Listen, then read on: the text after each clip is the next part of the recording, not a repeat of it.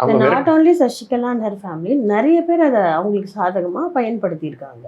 திருடனா கொலகாரனான்ட்டு ஒரு ஆப்ஷன் கொடுத்தா எதை சூஸ் பண்ணுவீங்க? யாராக இருந்தாலும் என்ன சொல்லுவேன், கொலகாரன்லாம் வேணாம், திருடனே பரவாயில்ல. அப்படிதான் இவங்களை அவங்க இருக்கட்டும்னு விட்டது. அவங்க முதலேருந்தே தனியாக அங்கே வாழ்ந்துட்டு இருக்காங்க அந்த போயஸ் ஹோட்டலில். நாங்கள் தனி குடும்பமாக இங்கே வந்துருக்கோம். அவங்க கூப்பிட்டா போகிறோம், அவங்கள பார்க்குறோம். நிறைய தடவை நான் சொல்லிட்டேன். ஆனால் அவங்களுடைய லைஃப் ஸ்டைலுன்றது ரொம்ப வித்தியாசமானது. ஒரு சராசரி பெண்மணியோட லைஃப் ஸ்டைல் அவங்களுக்கு கிடையாது. எத்தனையோ கேரியர் உமன் இருக்காங்க, வேலைக்கு போவாங்க, வீட்டுக்கு வருவாங்க, வீட்டில் அவங்க குடும்பம் இருக்கும், குடும்பம் மற்றதெல்லாம் பார்த்துக்கும். அவங்களுக்கு அப்படி ஒரு சூழ்நிலை இல்லை. அவங்க சினிமாவில் நடிச்சு போவது எங்கள் பாட்டி கூட இருந்தாங்க, ஓன் ஃபேமிலி கூட இருந்தது. ஸோ அது டிஃப்ரெண்ட் ஸ்டேஜ் இந்த லைஃப். அவங்க பாலிடிக்ஸுக்கு வந்தப்போதே அவங்க தனிமைப்படுத்தப்பட்டாங்க. அந்த தனிமையை அவங்களுக்கு சாதகமாக நிறைய பேர் பயன்படுத்தி.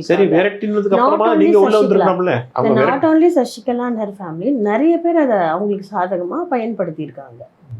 ஸோ அது இதுவா அதுவான்னு பார்க்கும்போது சரி இவங்களே இருக்கட்டும், மறுபடியும் இவங்களே உள்ள வரட்டும். ஆமாம், இதுதான் அவங்களோட சூழ்நிலை. திருடனா கொலகாரனான்ட்டு ஒரு ஆப்ஷன் கொடுத்தா எதை சூஸ் பண்ணுவீங்க? யாராக இருந்தாலும் என்ன சொல்லுவேன், கொலகாரன்லாம் வேணாம், திருடனே பரவாயில்ல. அப்படிதான் இவங்களை அவங்க இருக்கட்டும்னு விட்டது.